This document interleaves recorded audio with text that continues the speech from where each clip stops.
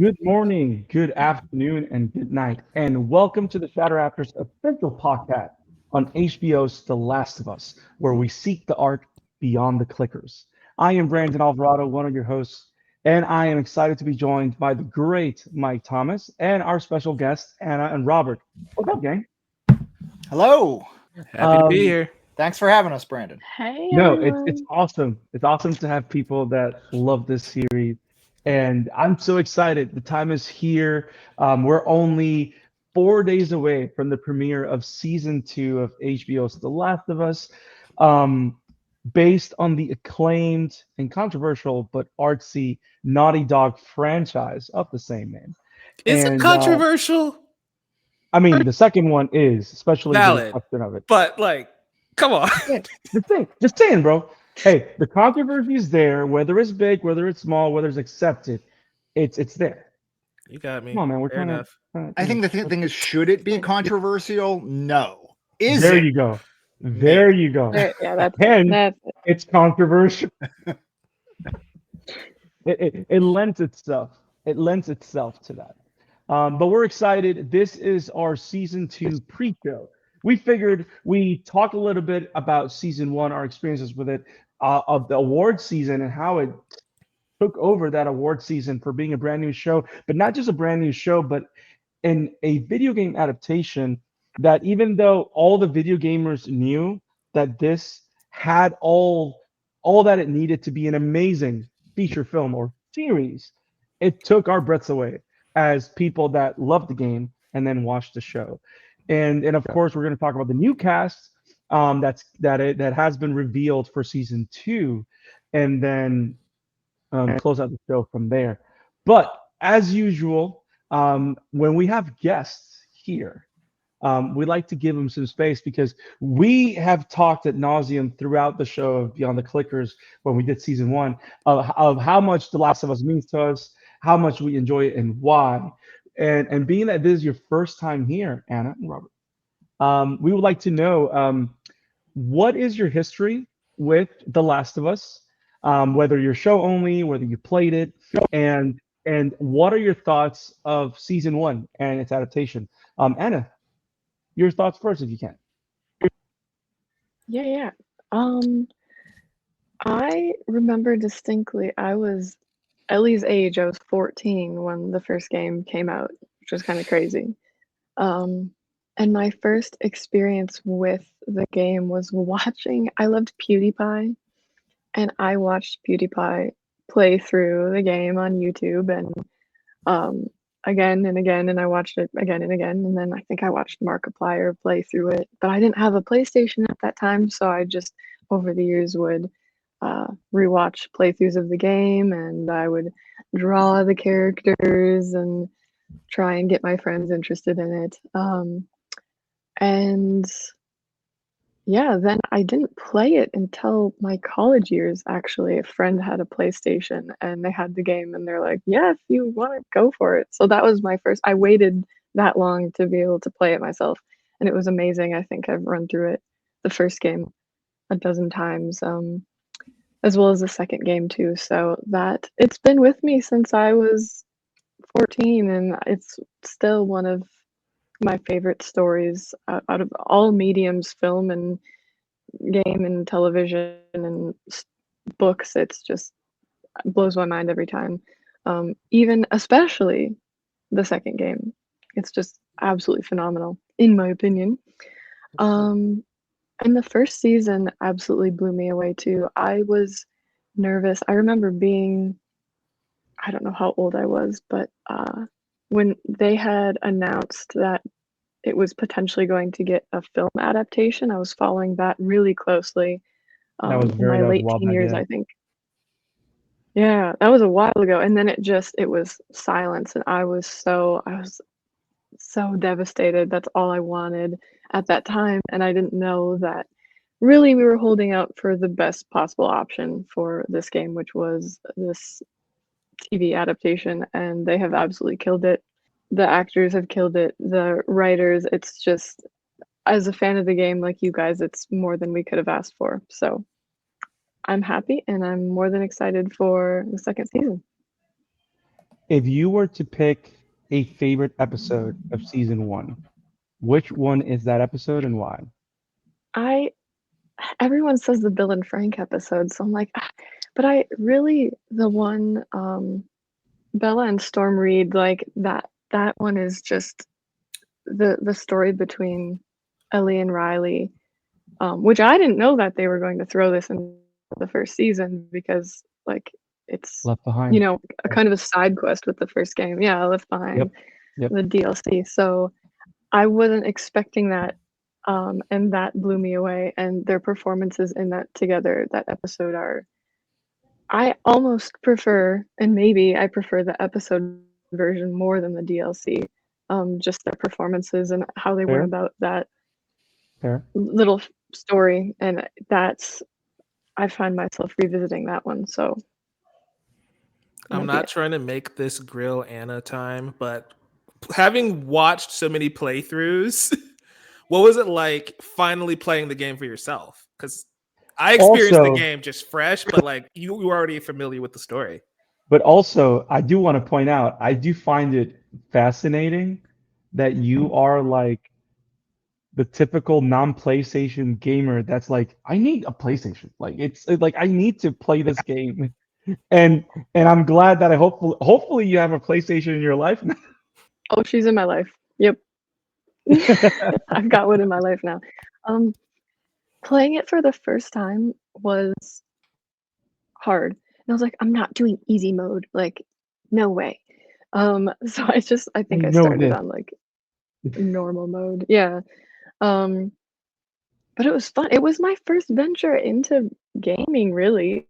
And now I've talked with Robert about games and what I should do next, what games I should take on next. I've ordered some now because I really like story-based stuff. And um, Upstarter. yeah, playing it for the first, yeah, playing it for the first time was absolutely crazy.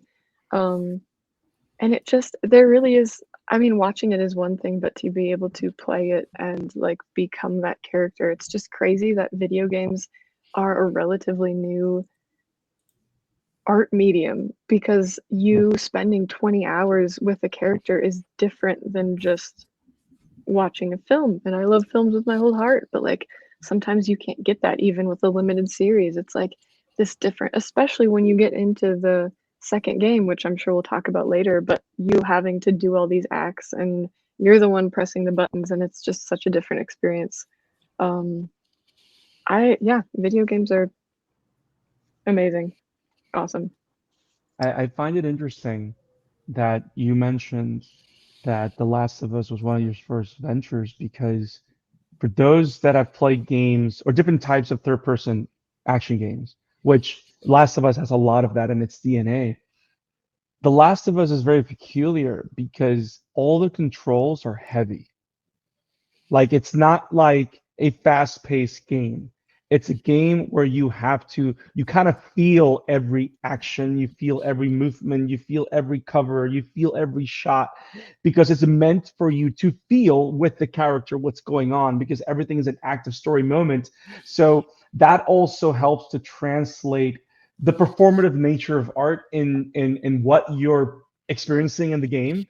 It kind of translate makes that into like performance art kind of, and you're just the game is the installation and the player is going into that art installation. So Yeah. it actually has that brilliant thing. So that's really pretty awesome. I never had that privilege because I've been a gamer all my life. But your Yeah. perspective makes me think of that. That's actually pretty cool. So Oh, I'm glad sweet. you had that Yeah, experience. Yeah. me too. Robert, what do you have for us? You don't know. You don't own a PlayStation, right? Do I have to lend you one? I own multiple PlayStations. Some similarities to Anna's story, some differences. I did not own a PS3 because I was kind of Xbox 360 ride or die at that Ooh, so point. you were conversion. You were Yes. converted. So I skipped that gen. I skipped Red Ring Sony, of Death. That's all I actually. got to say. I and for Red Ring of Death related reasons, in fact, I own 2 Xbox 360s. Vindication. But so when the PS4s came out, I really wanted a PS4. The two games when I didn't have a PS3, the games that I heard about that made me most upset that I couldn't play were The Last of Us and Uncharted. And I'd never played a Naughty Dog game, and I love story like Anna. I love story-based games, and I love horror games. You know, I was a big Resident Evil guy in those early Resident Evil games. So as I'm playing my 360 and side-eyeing what's going on the Sony side, I was like, oh, I wish I could play The Last of Us and those Uncharted games. Those look pretty good. And so the PS build your Xbox. Yeah. So the PS4 comes out, and literally I didn't buy it at launch, but when I got a PS4, the first two games I bought were Journey, which is like a little independent, like adventure game, little game. And I bought The Last of Us Remastered, which became the first Naughty Dog game I had ever played. And I played it, and it was instantly one of my favorite games of all time. Like, I absolutely adored it. And I got to the end of that. Like, sometimes you watch like a film from a filmmaker, you've never seen any of their movies before, and you love it so much, you're like, I have to watch everything this director has ever made.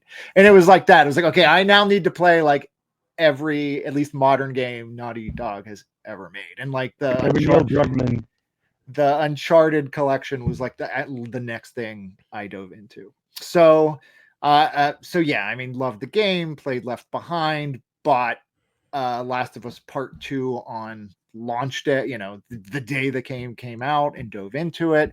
If you ask me what my favorite video game series of all time is, it's either Last of Us or it's Portal, depending on what I played last, but it's one of those two. And so I Last of Us Part 2 is probably my favorite single video game ever.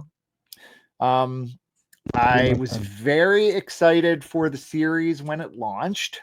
You know, it was back to like the way we used to do TV 10, 15 years ago, where it's like Sunday night, I'm going to be in front of my TV watching that night's episode. I'm not waiting for it to stream the next day or whatever. It's like, I'm watching. And I thought my big takeaway from season 1 of the television show, The Last of Us, is it's like the perfect balance between being a respectful adaptation of the game, and then also the changes it does make, you just make all the sense in the world as far as how to strengthen it as a TV series. And it's a tricky balance sometimes, because, you know, you have these people on the internet that will get so angry anytime an adaptation changes things to a book they love or a game they love, which is ludicrous. You have to make changes when you move to a new adaptation. But at the same time, I do think it's important to be respectful to the source material. You know, you don't have to do it word for word, beat for beat, but you at least have to be respectful to the source material, I think. You know, you look at like the Uncharted movie, which I don't think is very good, and I don't think is very respectful to the source material. Not good. So it's like when you look at The Last of Us, it's like they were very respectful, and they made sure to port over, you know, everything in the game that pretty much has to be transposed to the show. They did it, and they did it right, and they hit it right. And then the changes they did make, whether it's the Bill and Frank episode or certain things they expanded on or took out or whatever, it's just like, yeah, these were all the correct choices. The Last of Us TV show feels like nothing but an endless series of correct choices. Awesome. So, if you were to pick a favorite episode for season 1, what would that be, Robert? I kind of feel like, Anna, that like Frank and Bill is the obvious choice, and it's not a wrong answer. Maybe one of the first two, because I really love like the setup and the trek out of Boston, and I think those cold opens from episode 1 and episode 2 that are not in the game are incredible, especially the talk show from episode 1. Like, sometimes I'll just be in a mood and I'll just go rewatch that first scene from episode 1, because the setup that it does for what's to come, both for people who have played the game and are like, what the hell is this? But then it makes all the sense in the world as that scene goes on. Yep. And sort of the same thing with episode 2. And so just watching how they set up the world, you know, Joel and Tommy's and Joel's daughters, like sort of, disastrous escape from the city. And then once they pick up Ellie and the trek, out of Boston, like all that early stuff, which just had a huge impact on me in the game. Like the opening sequence in the game where you're, when you have Sarah and you're trying to escape where they live. I mean, it's just incredible. And seeing that replicated in the show, I'm just, by the end of episode 2, I'm like, this is one of the greatest adaptations of all time. Like, it's amazing how they did this. So yeah, in lieu of going with Frank and Bill, I'll go those early 2 episodes. Nice. Mike, I got to ask you, what is your favorite episode of season 1? Oh, this is a tough question. We spent 10 hours talking about this show 2 years ago. So, I've given a lot of thoughts. I think avoiding episode 3, because that's just what we're doing now. I'm going to go with episode 5. Yes. Endure and Episode Survive. 3 is the Left Behind DLC. Yeah. Like, that's like a different rank altogether. We can't even. It's S tier. We're not reaching it. It's all about the strawberries. Endure and Survive when we're in Kansas City. That one gets me every time. Episode 5. Yeah, in the game, that was the moment where I'm like, okay, I'm in love with this. I'm in love with this game. I'm hooked. And the show was the same way. We got there. I'm like, yeah, this is a fantastic episode from top to bottom. Again, we have like a 2-hour review on that one already, so you don't need to hear my thoughts on it that much here. But yeah, like season 1 is perfect. It's legitimately perfect, where, like Robert was saying, it's probably a 10 out of 10 for me, because they've never made a wrong move. There's not one moment where I'm like, oh, they should have done this or they shouldn't have done that. We didn't see as many clickers as probably you would expect, but The Last of Us was never about the action per se anyway. So like us not having useless action scenes of like Joel just being a badass doesn't bother me. And it just kind of focused on that core message and that core relationship between Joel and Ellie. And that's also why I love the finale too, right? And leading into what The Last of Us Part 2 tackles and the decisions that are made, playing the game and having to make those decisions for yourself, especially going in blind, not knowing what you have to do, is a moment that'll stay with me forever. And so watching it come to life here is just like, damn. I can't wait to see what they do in part 2. I'm so excited. Mike, the only time that my eye starts twitching a little bit when I watch the show is the Kansas City episodes. And it's only strictly because I'm a Pittsburgher. And it's like, that was supposed to be us. But what are you going to do? Would have cost too much to shoot here. Yeah. I have to agree with you, Mike. I think Endure and Survive is my favorite one. Not just because the story beats and how they use excellently the characters of Henry and Sam, not just to emulate everything that we know of them in the game, but also expanding their story to. It's funny because we don't spend a huge amount of time with them in the game, but we connect with them. Here, they use story to allow us to connect with them. The time that they give Joel, Ellie, Harry, and Sam a lot more time together for you to feel that relationship growing. All the moments that they have dialogue, all those conversations between Henry and Joel are so meaningful to inform both their characters and what drives their decisions and their motives. And I love how almost every character, especially when you look at the theme of love, is just a different representation of that theme throughout the entire series. But I was rewatching the season, and the reason for me now in this third time that I'm watching the show, that why episode 5 is my favorite is because it is the most video game-esque episode of the season. And what I mean by that is that so many shots were beat per beat what you see in the game. The arrival to Kansas City, Pittsburgh. The arrival to Kansas City, the way they crashed the truck, Ellie trying to help Joel, even though it doesn't happen there, it happens in the hotel in the game. Here, you still have that moment where Ellie shoots someone to protect Joel. Henry and Sam running into Joel and Ellie. And also, I was also thinking about this is that whole end sequence, all that pre-end sequence in as they're exiting Kansas City with the sniper. All of that, they exchange hunters for clickers. They exchange all that, but all of that reminded me of the game. As Ellie is moving, Joel is firing and covering for her, which is what you do in the game. And us that are video game fans that have played those sequences multiple times feel like, wow, I'm watching something and I don't just feel that I'm seeing something brand new and fresh. You remember the game, but also you're appreciating the art of them just translating that. Because and we like they did that for us. We're the only ones that get those cues. The only And knock on this episode is that they didn't game over a million times during the sniper sequence. that happened a lot. That It happened a happened lot. way too many times. Yes. Honestly. To me, it happened a lot when we're attacked in the sewers. Where I was attacked by the horde of clickers at the end of the sewers, in the ish area. That's when I died a lot. But yes, I found it to be the most video game esque episode, and I loved it for it because I was able to enjoy everything about it thematically, story wise, but also I was like, wow, they really brought this to life, and so that was why it was the funnest for me.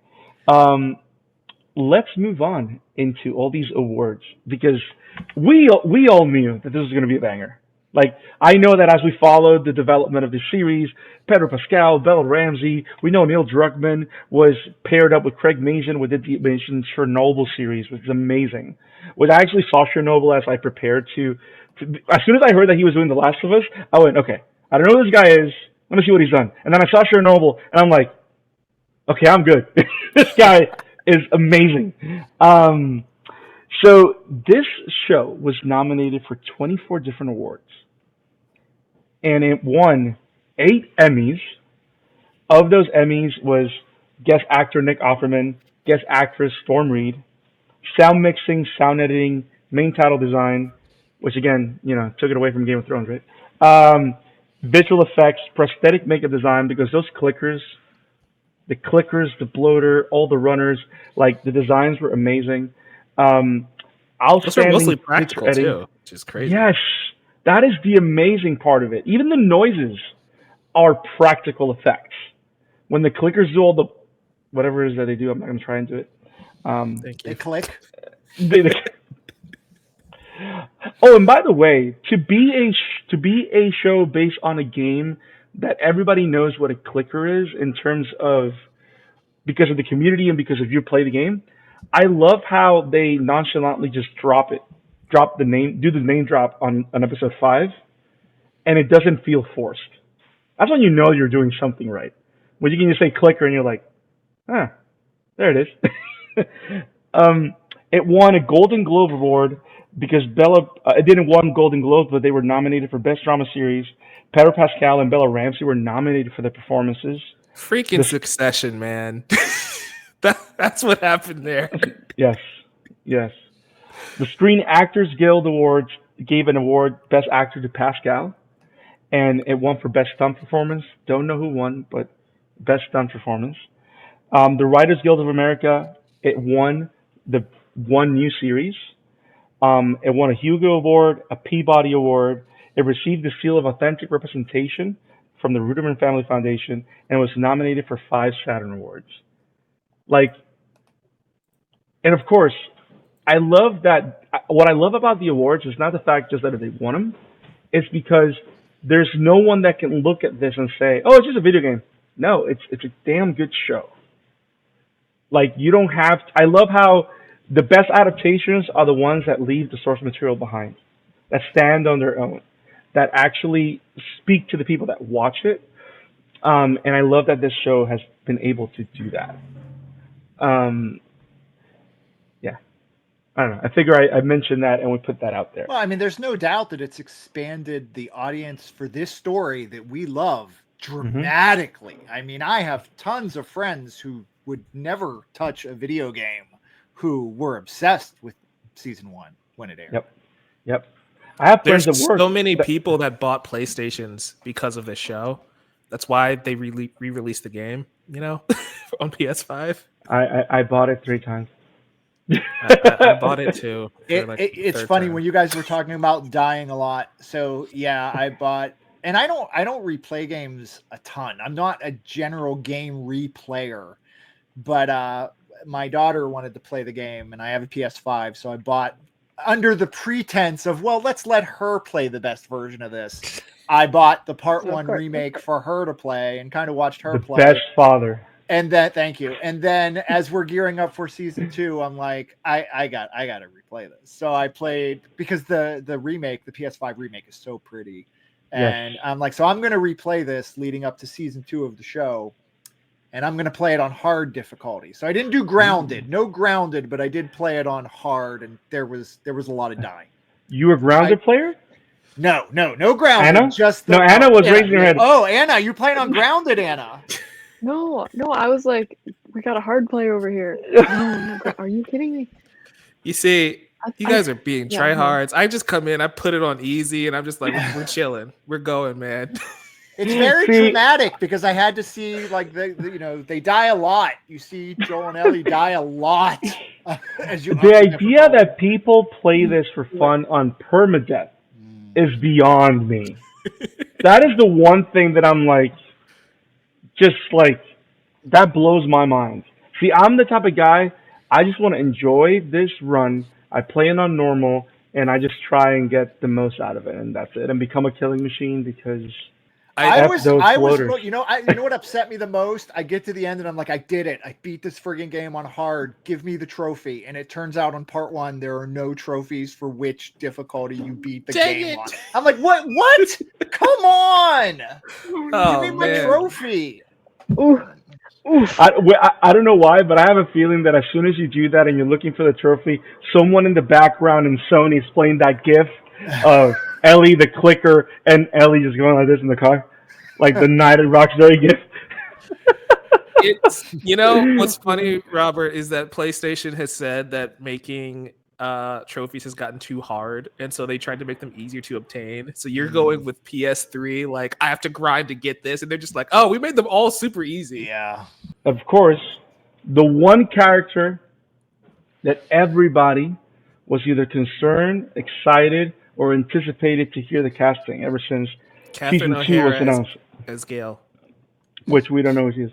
But by the way, the idea that we're expanding Joel's character by having him see a therapist, I think it's pretty brilliant, because it does connect to the idea that his emotional issues are getting peak, especially like when you start having panic attacks throughout season 1, which wasn't a thing in the game.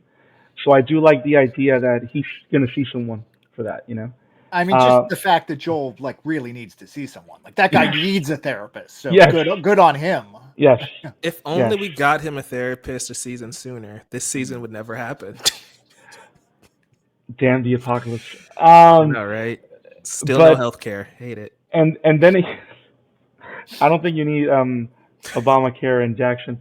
Now, with Catherine O'Hara, though, like, that type of actress has such certain presence. So I kind of want to see what kind of a challenging therapist she can be, because Brandon, this is a different kind of world. So you are such a gracious host, but we do not have to stay on Catherine O'Hara's character. You can actually talk about Caitlin Deaver now. First off, you brought it up. I know, and I appreciate it, but we can wrap it up. We can move on. Is this about the mic thing again? No. So listen.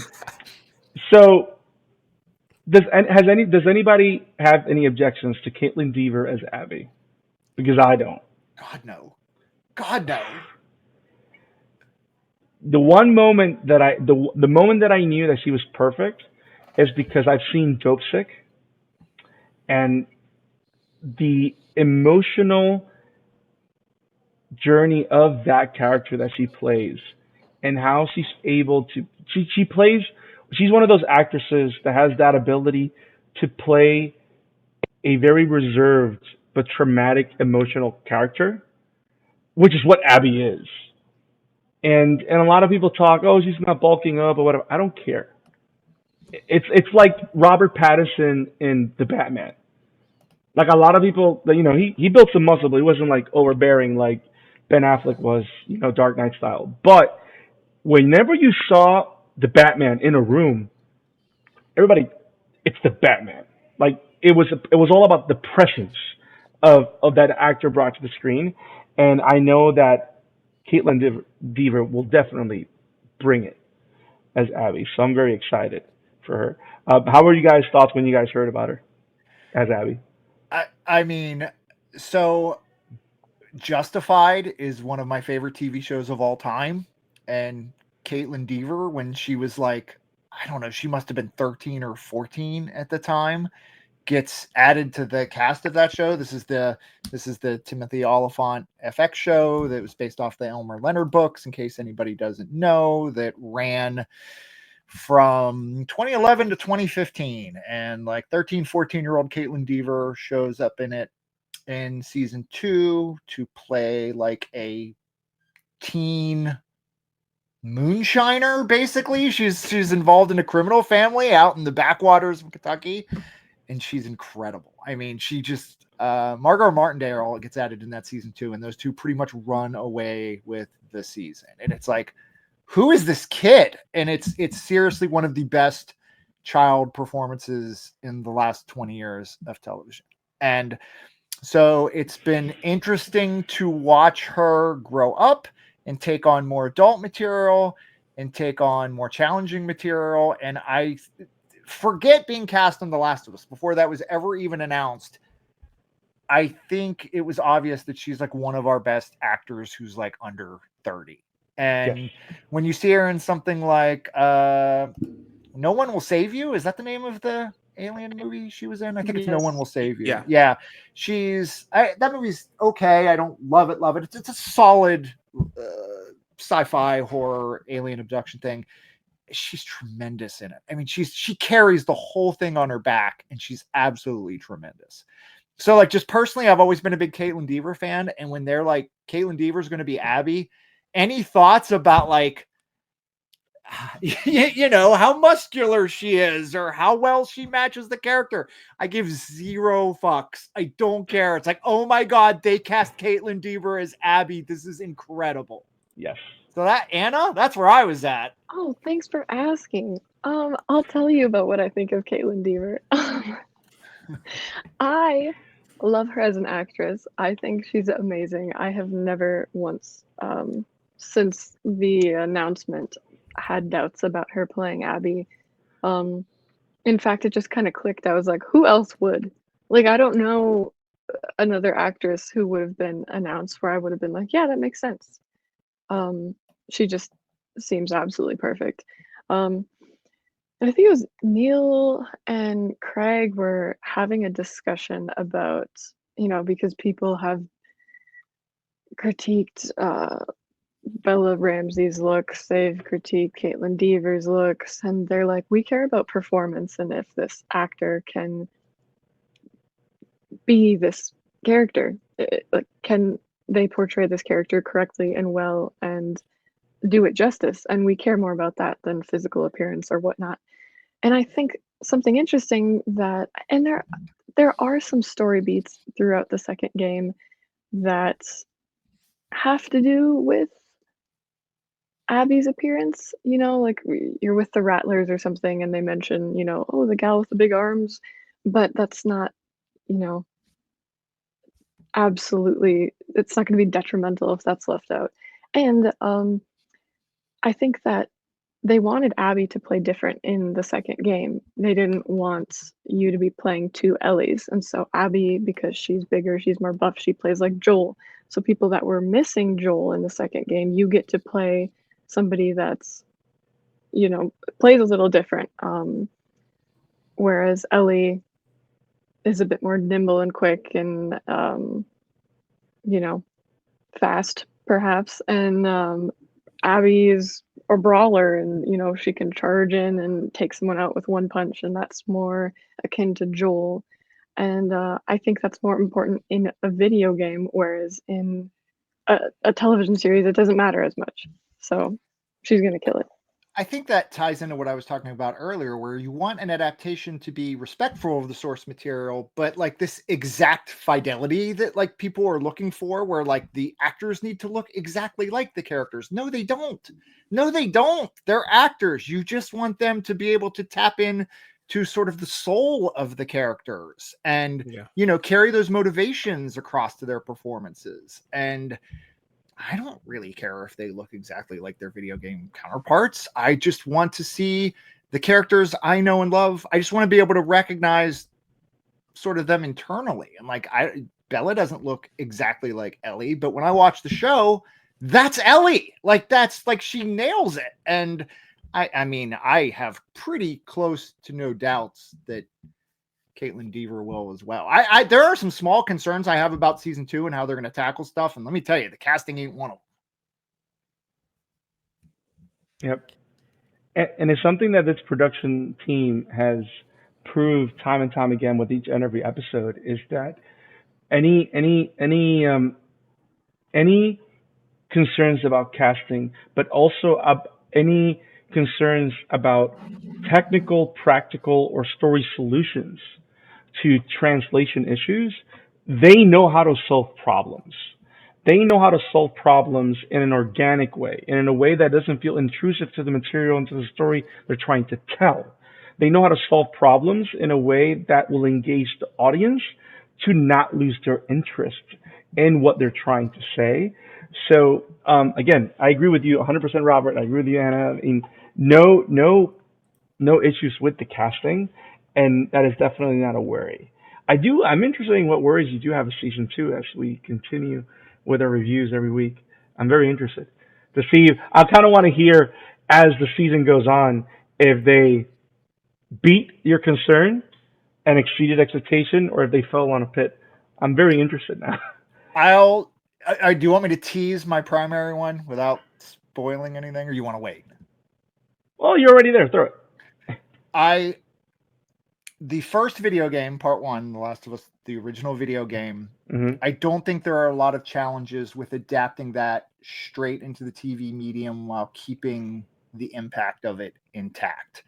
I think the nature of part 2 is a video game, specifically whose shoes it puts you into and when.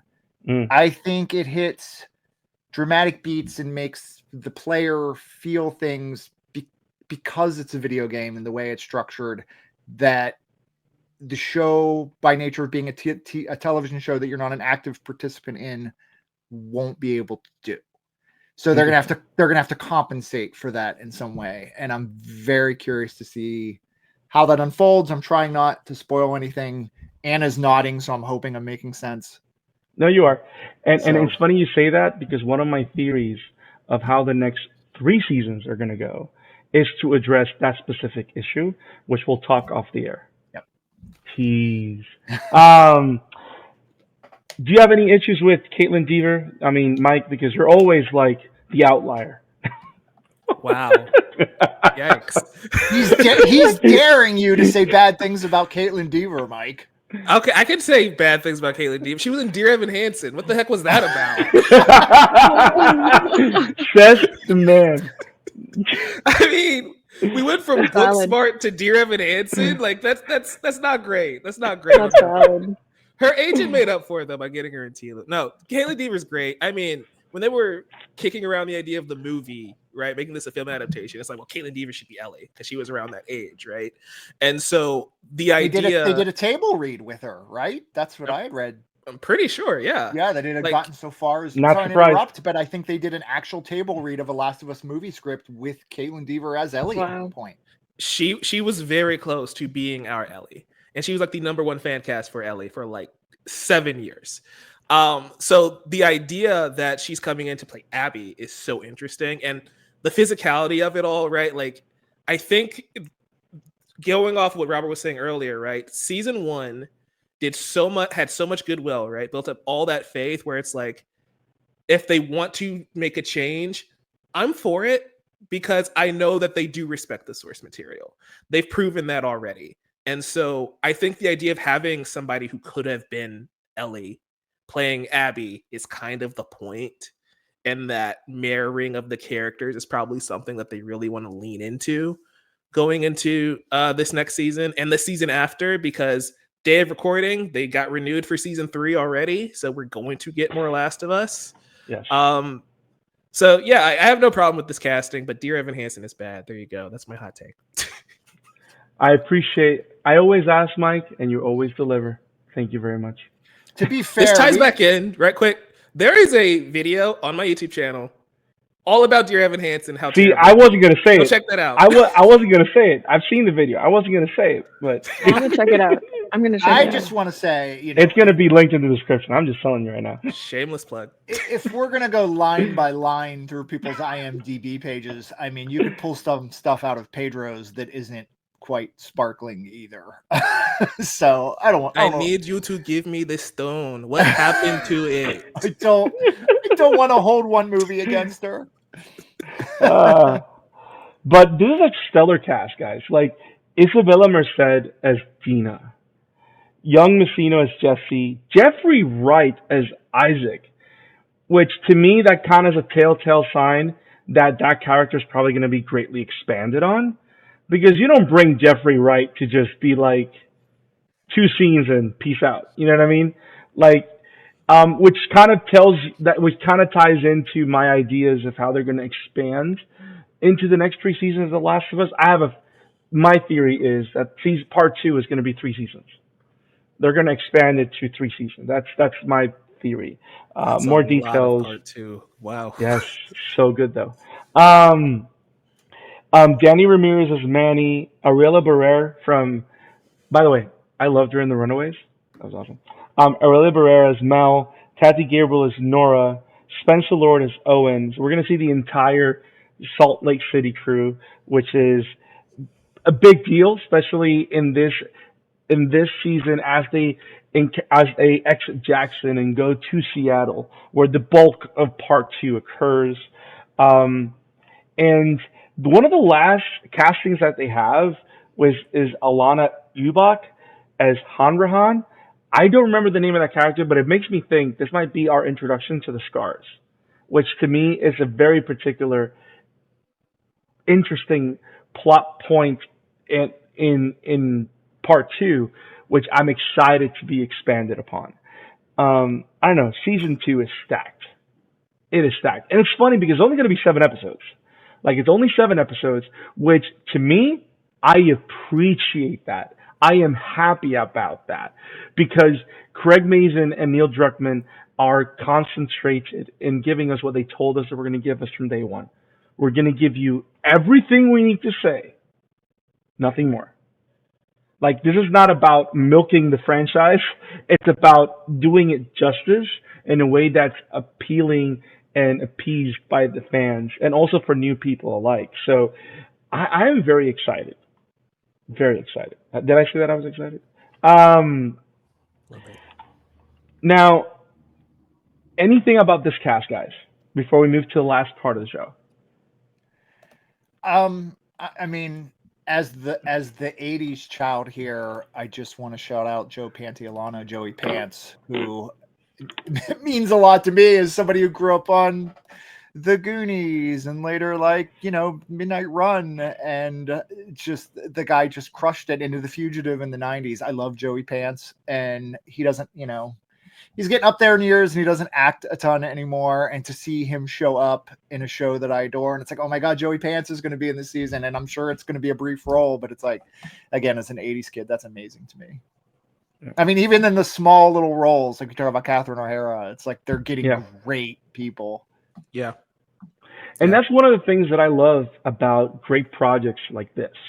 Like, if you get a great cast, you don't need big, huge names, but if you get at least 2 huge names, but deliver a solid first season, and that's kind of like, I'm a big One Piece fan. I'm a big manga guy.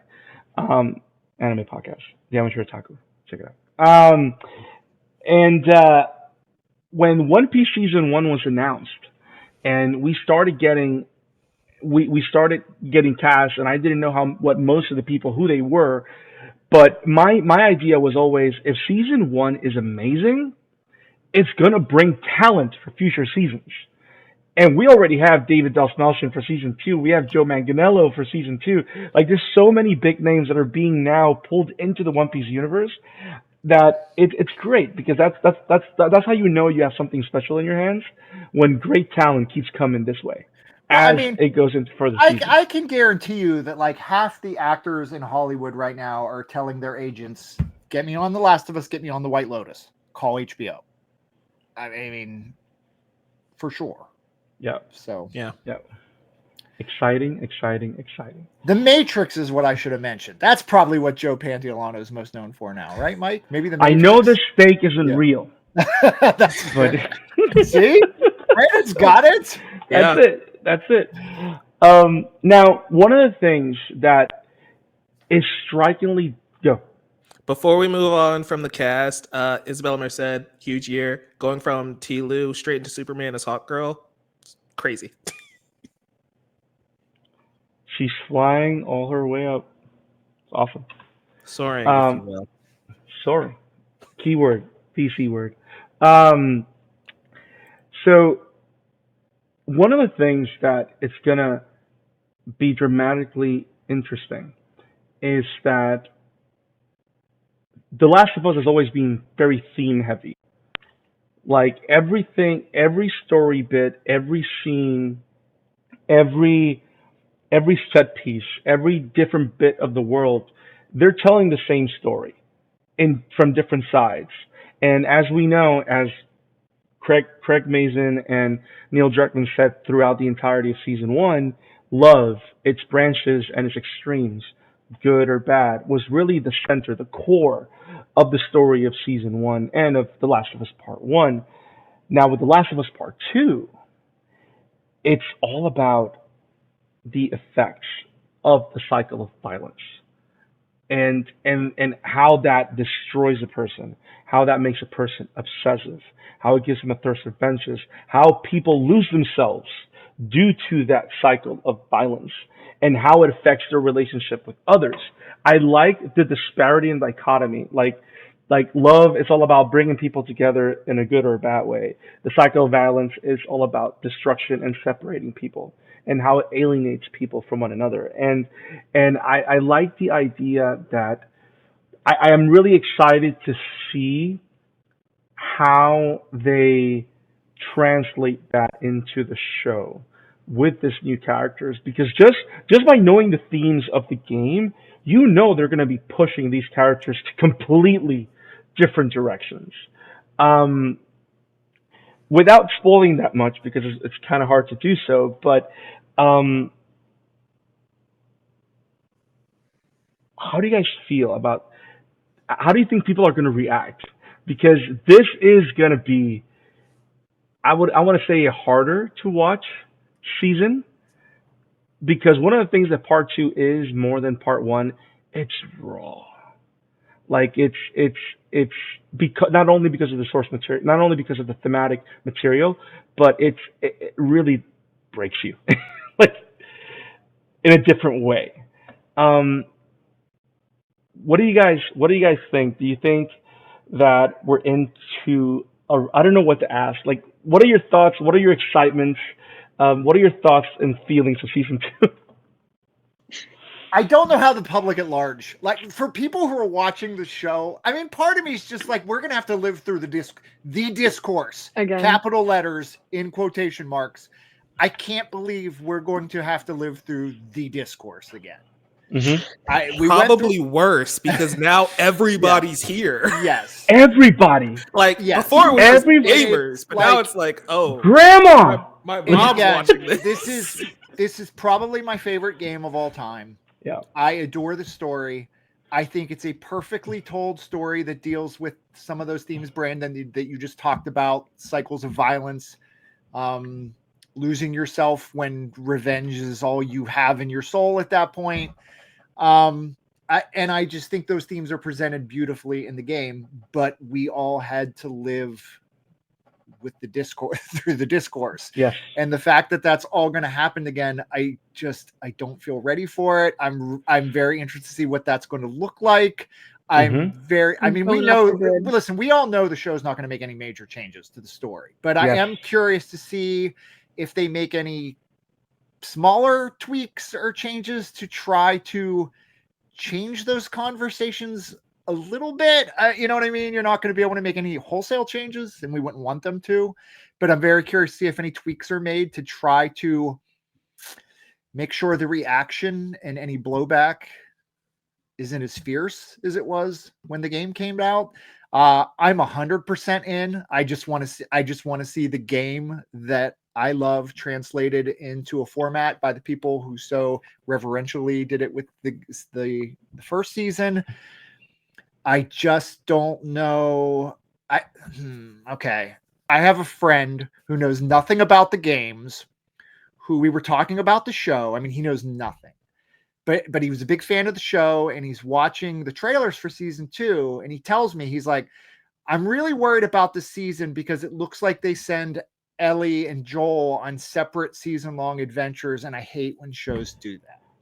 And I'm just like, yeah, that could end up being an issue. That could end up being an issue. I hope you enjoy what's going to happen. And so, you know, just hearing that from him, it's going to be very interesting to see how just TV watchers respond. And people, you know, video game players are used to being in the shit. TV watchers, a lot of TV watchers, you know, it's their Sunday night show. It's their, They just go with it. even if it's a post-apocalyptic zombie show, like that's their comfort food, and they love these characters, and they want to spend time with people every Sunday. And when you put those characters through the ringer as hard as this season is going to, we'll see what the reaction is. And it's funny. And it's funny now that I think about it, what you're. By the way, when you described that story, I just kind of saw. As soon as your friend told you that, I can see you pushing a dumpster fire to the end of the street, going, "Everything's fine, everything's fine." But it's interesting that you say that because in a post Breaking Bad world, where we see characters that we love or find amenable be transformed, it's something else entirely that destroys everything around them.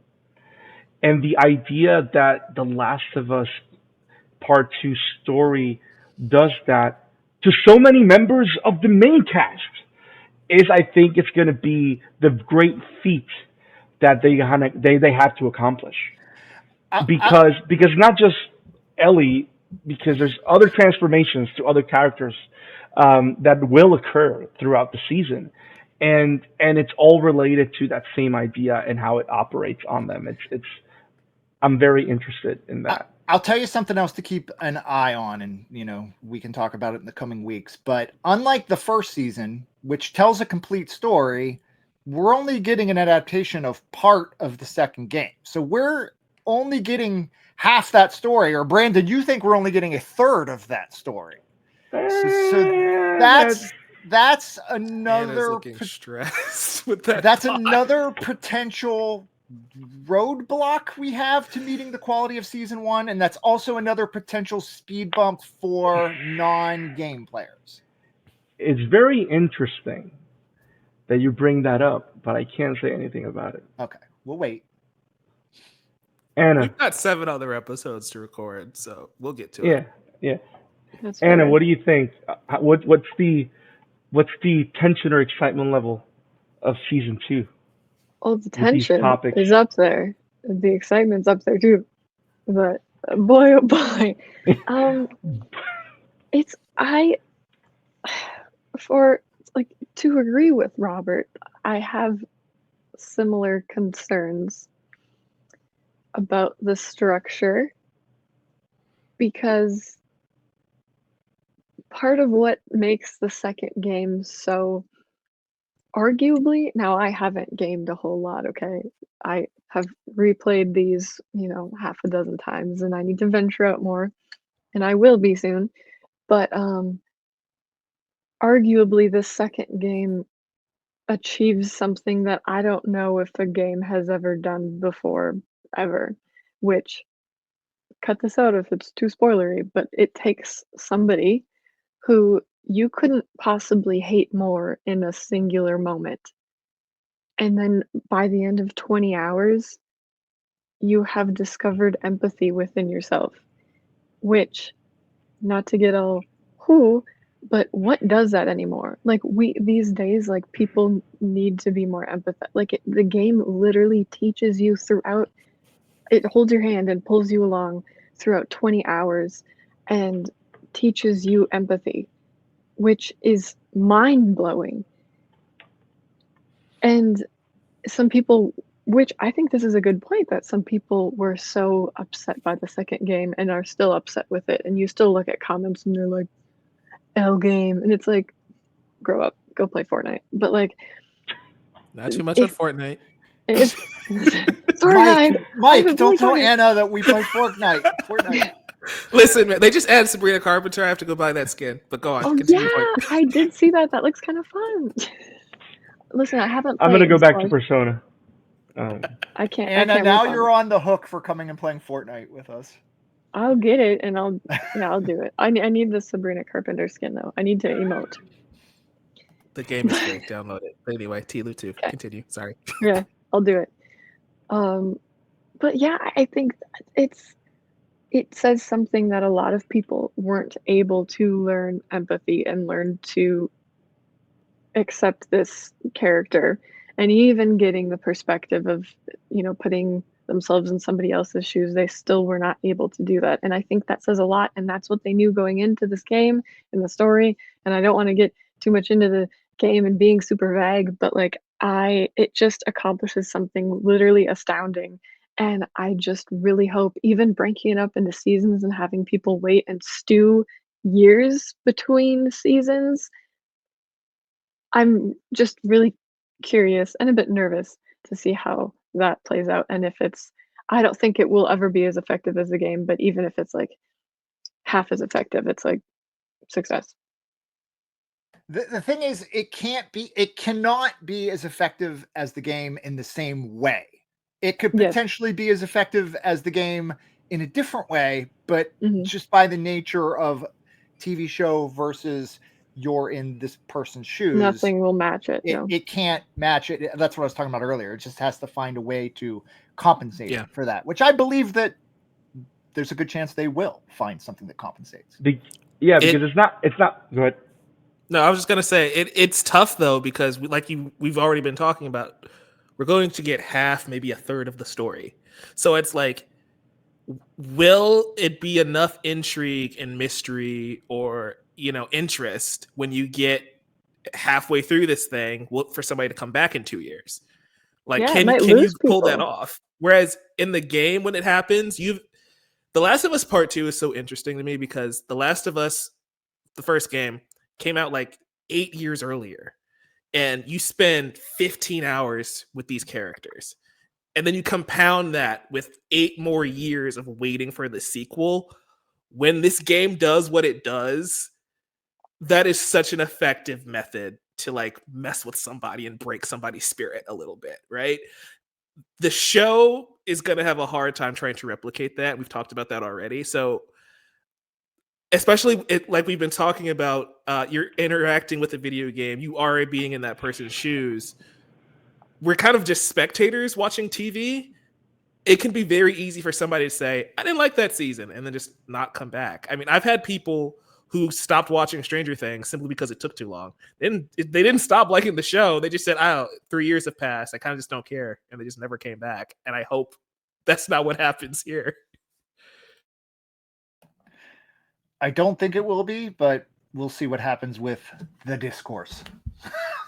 Oh, I mean, we're already going to have it's too woke comments, so prepare for that. Interesting.